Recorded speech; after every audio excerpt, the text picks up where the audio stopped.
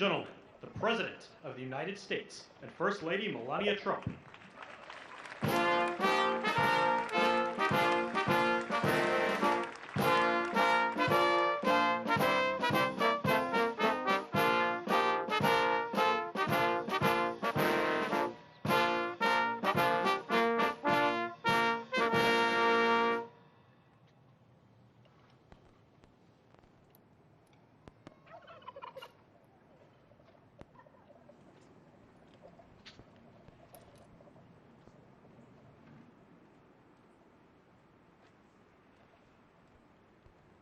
Thank you very much, and I hope you like our new beautiful patio with matching stone to the White House. If this were grass today, you'd be sinking into the mud like they've done for many years, and you would be very unhappy. Please, thank you very much. This was a big day. It's a pardon day for a very important beast. On behalf of the First Lady and the entire Trump family, I want to wish all Americans a very, very happy Thanksgiving. It's a great time of the year, and our country is doing really well, economically, like we've never done before. Today, we continue a time-honored American tradition. Well, that's a well-trained turkey. See how happy he is? In a few moments, I will grant a full, absolute, and unconditional presidential pardon to two handsome Thanksgiving turkeys, and this is their lucky day. This is a lucky day for them. But before going any further, I want to make an important announcement, because you remember last year, after a thorough and very rigorous investigation by Pam Bondi and all of the people at Department of Justice, the FBI, the CIA, the White House Counsel's Office, and the Department of Everything. We have a Department of Everything. You know what that is? I think that's called the White House. Into a terrible situation caused by a man named Sleepy Joe Biden. He used an auto pen last year for the turkey's pardon. So I have the official duty to determine, and I have determined, that last year's turkey pardons are totally invalid, as are the pardons of about every other person that was pardoned, other than, where's Hunter? No, Hunter's was good. That was the one pardon, Pam, that was good, right? The rest of them are all invalid. I don't know what the hell you're going to do about that, but that's, now we're going to take a little of the joking. That is a mess. But they're hereby null and void. The turkeys known as Peach and Blossom last year have been located, and they were on their way to be processed, in other words, to be killed.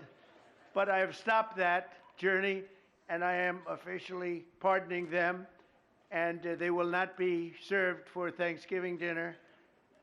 We saved them in the nick of time. This one has plenty of time, but they were saved in the nick of time.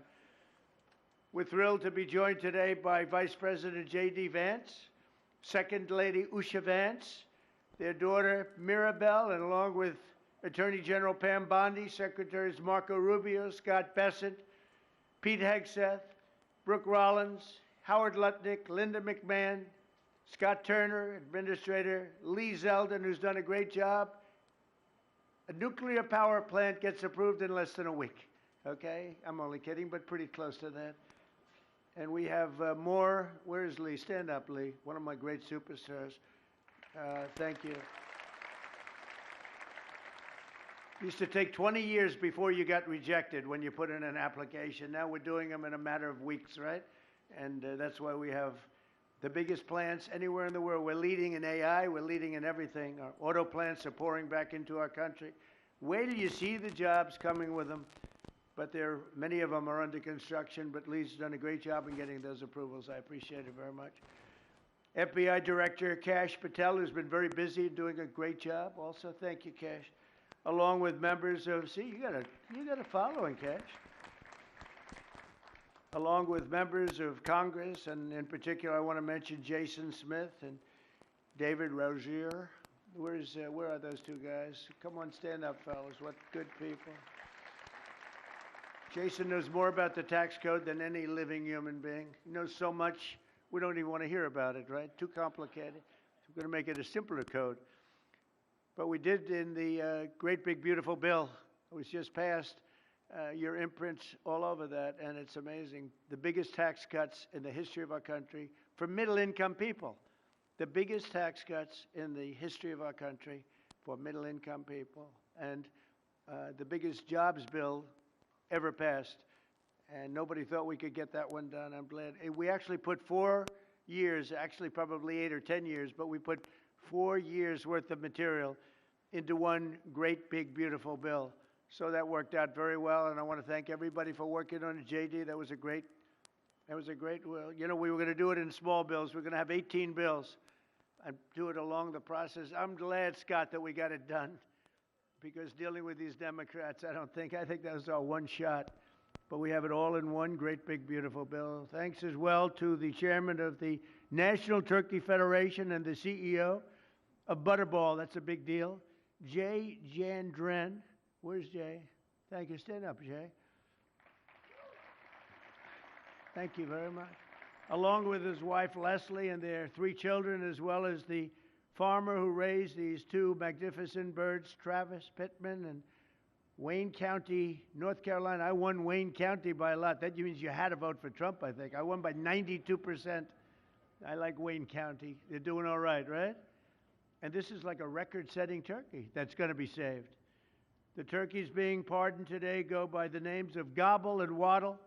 When I first saw their pictures, I thought we should send them, well, I shouldn't say this. I was going to call them Chuck and Nancy. But then I realized I wouldn't be pardoning them. I would never pardon those 2 people. I wouldn't pardon them. I wouldn't care what Melania told me. Darling, I think it would be a nice thing to do. I won't do it, darling. These are 2 of the largest turkeys ever presented to an American president, over 50 pounds each. It's the largest we've ever had. And those are big turkeys. Are they as good as the normal-sized turkey? Better or as good? Do they tend to be a little fatty, maybe? No, he said no. He knows the turkey business. Anyway, despite their size, Secretary Kennedy has formally certified that these are the first ever Maha turkeys. I don't know if I agree with that. These are Maha. In other words, they could be fat, but they're still Maha. They've been fattened on a steady diet of grass, beef, to allow the smoothies and all of the other things that they've been eating for this occasion. This was a really big occasion. But they've eaten every fattening food that you can eat. We wanted to really make them special, and they really are. They're like record-setting. I've never seen a turkey that big before. Are they violent at all? Will they attack as I walk over? Because if they were, I'll stay right up here.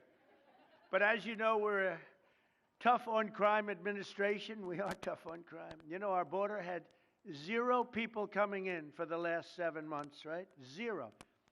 I mean, even I find that hard to believe to be. They had millions and millions of people pour into our border from prisons, from mental institutions, gang members, drug dealers. They poured in to our country like we were stupid people. We're not stupid people anymore. But nobody's ever seen anything. The job that they've done on the Tom Holman, Kristi Noem, the whole group, the job they've done on the border is almost like a miracle. We have, and the people that make these statistics that said 0, they've said 0 for the last 7 months. I can't, it has to be like a few people got in, but they say 0. And they're radical left Democrats to do the scoring. So I can't imagine they did that for us. The truth is, we have no people coming into our country illegally. It's an amazing statistic, and I'm very proud of it. And we have the most people working in the United States today, by far, than we ever had in the history of our country. So those are all good numbers. But instead of pardons, some of my more enthusiastic staffers were already drafting the paperwork to ship Gobble and Waddle straight to the terrorist confinement center in El Salvador. And even those birds don't want to be there. You know what I mean? It was a tough. I'd like to thank the president of that country. They do a rather efficient job. It's got to be the largest prison in history. I've never seen anything like it. And a lot of people are behaving on our streets now. You know, Washington, D.C. is considered a safe zone. This was one of our most unsafe places anywhere in the United States. It is now considered a totally safe city. I won't tell you about murders. We're having murders, like a lot of murders. on a weekly basis. We haven't had a murder in 6 months. And it doesn't sound good even to say that. We haven't had a murder in 6 months. But when you were averaging one and even sometimes two a week, and you haven't had one in 6 months, you can walk with your family down the middle of any street, go to a restaurant, you won't get in. They're opening new restaurants all over, and it's really been a beautiful thing to see. So Washington, D.C. is now a totally safe city, and a year ago it was a criminal mess. We removed, Pam, 1,700 people, career criminals, and people that came to this city from Venezuela and many other places. They were let out of prisons, and they came here. They were Tren de Aragua, a lot of Tren de Aragua, that's from Venezuela. And we got them all the hell out of our country, or they're in prisons now. And you can walk down any street in Washington, and you're going to be just fine. And I want to thank the National Guard. I want to thank Pete Hegseth. The job you've done here is incredible. And I hear you having the same kind of success in Memphis, Tennessee, where you had an even worse situation. And Memphis crime is down 64% in 3 weeks. And by the time you have 4 or 5 weeks, you're going to have it down almost where there won't be crime. And we could do that in Chicago, by the way, if they would let us. If the mayor was a low IQ person, but he should understand this. This is a very serious thing. You saw all the crime that took place last night, the night before. The woman with the burning, they burned the woman. To be talking about that now, they burned this beautiful woman riding in a train. A man was arrested 72 times. 72 times, think of that. And they'll let him out again. The liberal judges will let him out again. But we're ready to go. You know, we've been moving toward Chicago. We have a governor that thinks it's wonderful that only like 7 people were killed this week. But we are moving toward doing it, and we're going to, if crime gets, it's horrible what's happening in Chicago. We could make Chicago a safe city in a period of 4 weeks. In a period of 8 weeks, 9 weeks, 10 weeks, it would be totally safe. And the people of Chicago want us to go there. And if you look at the crime that's taken place in Chicago in the last 2 weeks, just take a look. It's on the front page of every newspaper. It's out of control. The mayor is incompetent, and the governor is a big fat slob. He ought to invite us in, say, please make Chicago safe. We're going to lose a great city if we don't do it quickly. Make Chicago, we'll do the same thing as we did in D.C., the same thing as we did everywhere we've gone. It's become almost instantly safe. And I want to do it in Chicago. So Governor Pritzker, if you're listening, let's get your act together. Invite us in. We're going to make your place so safe. You're not going to have these crimes that are making the newspapers and the front page of every newspaper and television story, news story. We'll make Chicago a safe place very quickly. I looked at the various cases, granting mercy, discovering that the terrible trauma that everyone's going through. And I had a little bit of a Pritzker joke. I was going to talk about Pritzker in size, but when I talk about Pritzker, I get angry because he's not letting us do the job. So I'm not going to tell my Pritzker joke. They have a very cute little joke, you know. Some speechwriter wrote some joke about his weight, but I would never want to talk about his weight. I don't talk about people being fat. I refuse to talk about the fact that he's a fat slob. I don't mention it. On a more serious note, as we gather around the dinner table, I'd like to lose a few pounds too, by the way. And I'm not going to lose it on Thanksgiving, I can tell you that, because I'm going to have a turkey, but it's not going to be that one. I hope all Americans will have the chance to enjoy the fellowship of family and friends and renew our faith in God's providence. 1 year ago, we were a dead country 1 year ago. The King of Saudi Arabia said it to me. He said it to me actually 4 months ago when I was in Saudi Arabia, Qatar, UAE.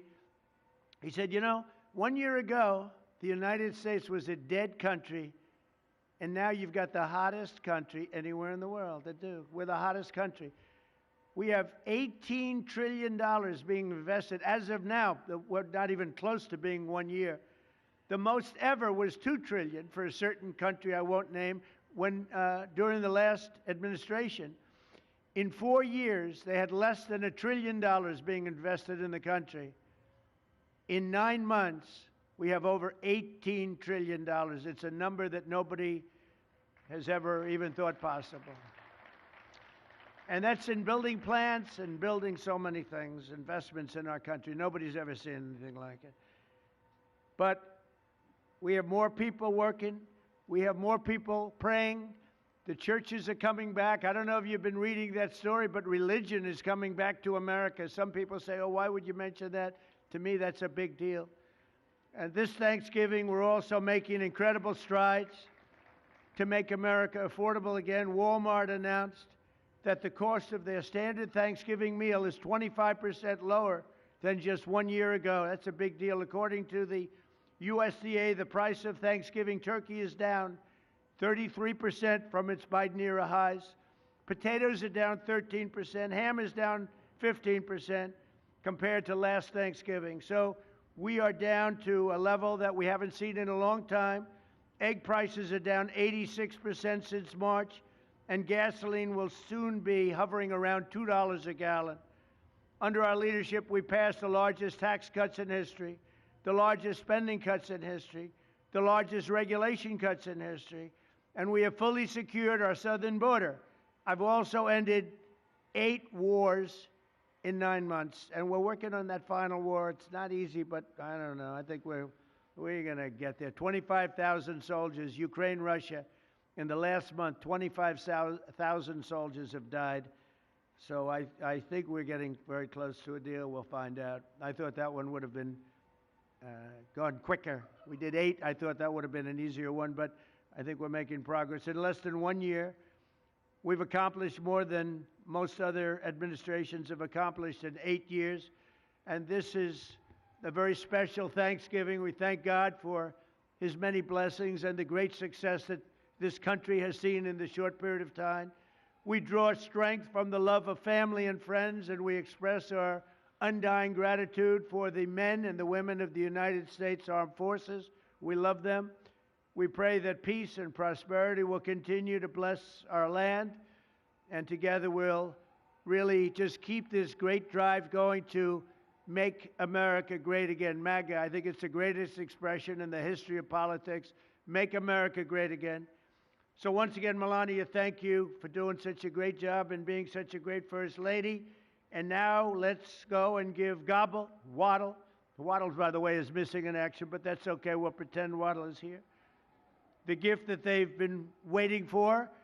And I'll move over and I will just say very nicely, Gobble, your pardon. Come on, let's say it in front of Gobble. Thank you very much, everybody.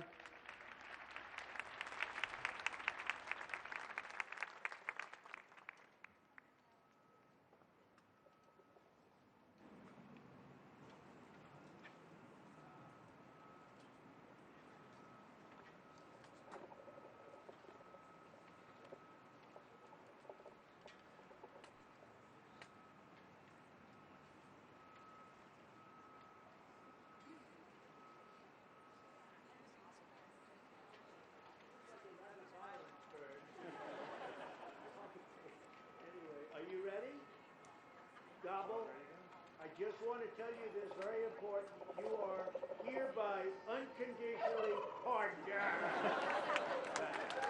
Praise the Lord. Praise the Lord. That's good. Beautiful. That's nice. Who would want to harm this beautiful bird? That's good. That's good. Thank you very much. Fantastic job. Thank you very much. Thank you. Thank you very much, everybody.